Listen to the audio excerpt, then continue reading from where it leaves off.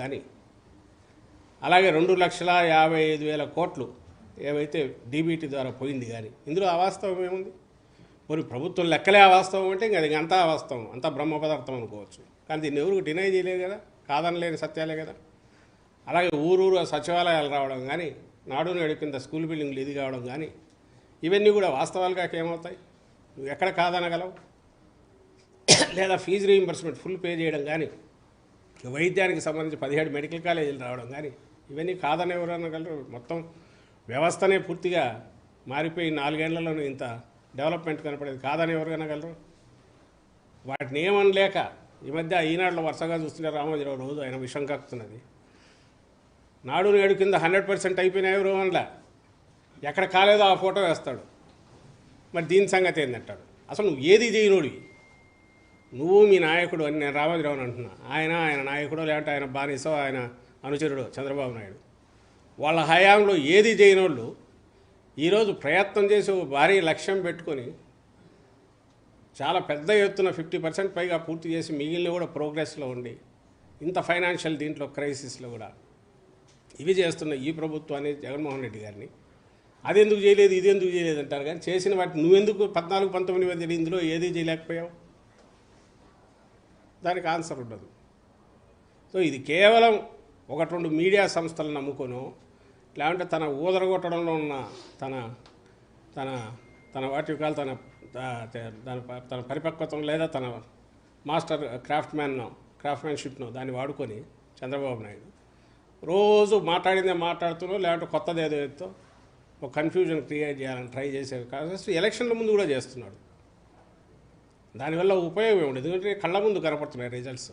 ప్రజలు వాటిని ఎంజాయ్ చేస్తున్నారు. రాష్ట్రంలో 87% మంది ప్రజలు ఖచ్చితంగా డైరెక్ట్గా బెనిఫిట్ పొందారు. ఏదో ఒక రూపంలో ప్రభుత్వం నుంచి బెనిఫిట్ పొందారు. అందుకు కృతజ్ఞతలు చెప్తున్నారు, అందుకే బ్లెస్సింగ్స్ ఇస్తున్నారు. అవి కళ్ళ ముందు కనపడుతున్నాయి. దాంతో బెంబేరు ఎత్తిపోయి రోజుకు ఒక రకంగా ఆయన మాట్లాడుతున్నాడు. రాజకీయాల్లో పొత్తులు అన్నది సర్వసాధారణం. రాజకీయాల్లో పొత్తులు అన్నది సర్వసాధారణం. మేము ఎవరితో పొత్తులు పెట్టుకుంటే జగన్ కింద టీడీపీ.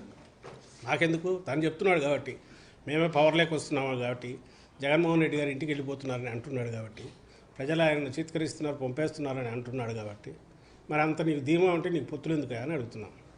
మా అంతటా మేమన్నా ఆయన ఇష్టం ఎంతమంది కన్నా పెట్టుకోండి. కానీ అయిపోయింది, వెళ్ళిపోయాడు. ఇప్పుడు ఇంతకుముందు ఆయన పవన్ కళ్యాణ్ అన్నాడని ఎవరు అన్నారు, ఏది మేమే అధికారంలోకి వస్తున్నామని. అంత అధికారంలోకి వస్తామని ధీమా ఉన్నప్పుడు, ప్రజల్లో జగన్మోహన్ రెడ్డి గారి పట్ల ఇంత వ్యతిరేకత ఉందని ఆయన అనుకుంటున్నప్పుడు, ఇంక పొత్తులు ఎందుకు? నేరుగా తగలొచ్చుగా. ఆ సీట్ల దగ్గర అంత గందరగోళం ఎందుకు? తన తమ్ముళ్ళను అంత ఇది ఇబ్బంది పెట్టడం ఎందుకు? తను నమ్ముకున్న వాళ్ళను తనకు లేదు కాబట్టే, ఇంకో పక్క బింకాలు పలుకుతున్నాడు కాబట్టి, ఏదో ప్రగల్భాలు పలుకుతున్నాడు కాబట్టి ఆయన అడుగుతున్నాం, మరి నీకు అంత ఇది ఉంటే పొత్తులు ఎందుకు ఆయన నీకని అడుగుతున్నాం. అధికారంలోకి వస్తే జగన్ ఆస్తులు మొత్తం ప్రజలకు పంచి పెడతాం, నేను విశాఖ వాళ్ళు అధికారంలోకి రానివాడు ఏమైనా మాట్లాడచ్చు. 14-19 మధ్య వాళ్ళే అధికారంలో ఉన్నారు. అంతకుముందు తప్పుడు కేసులు వాళ్ళే పెట్టించారు. ఈ అధికారంలోకి వస్తే అన్నీ తీసుకొని పంచుతాను, ఈ పొద్దుపోని మాటలన్నీ ఎందుకు? ఇప్పుడు ఆయన ఆస్తులు ఎవరు ఇటు పంచలేరు. 2 ఎకరాలు 1/2 ఎకరా నుంచి అక్కడికి ఎదిగినాడు లక్షల కోట్లలోకి. అవన్నీ మేము పంచుతామంటే కూడా అంతే అసంబద్ధంగా ఉంటుంది. జగన్మోహన్ రెడ్డి గారు నేను వస్తే అవన్నీ పంచుతానంటే ఎప్పుడు అనలా జగన్మోహన్ రెడ్డి గారు. అవి ఎలాగో రామనే ధీమా, ఇంకోటి వచ్చినా ఏం చేయలేరు అనేది ఒకటి. అక్కడ ఏమున్నాయనేది అన్నీ రికార్డెడ్గా ఉంటాయి. ఒకవేళ చంద్రబాబు నాయుడు ఉంటే వాళ్ళ పెట్టుంటాయో, జగన్మోహన్ రెడ్డి గారివి అట్లే ఉంటాయి, ఇంకొక నాయకుడివి అట్లే ఉంటాయి. అవి రికార్డెడ్గా ఏమున్నాయో అవన్నీ ఆస్తులు అవుతాయి. వాటిని ఒకటివి ఇంకోటి లాగి పంచడం, ఇంకోటి అనే అసలు ఆ ఊహనే ఎందుకు వస్తుందో వాళ్ళకి అర్థం కావట్లా. ఉంటే వాళ్ళకుంది ఇది నియంత లక్షణాలు, లేక లోపల ఆ కోరికలు, మేము వస్తే అది చేయాలి ఇది చేయాలని తాపత్రయం. అది ఏమీ చేయలేని వాళ్ళు, అసమర్థులు, మాట్లాడి నోటికొచ్చేట్టు మాట్లాడే ఇవి తప్ప వాటికి ఆచారత్వం ఉంటారు. దాన్ని అంతకుమించి దానికి వాల్యూ కూడా లేదు వాళ్ళు చేసేది.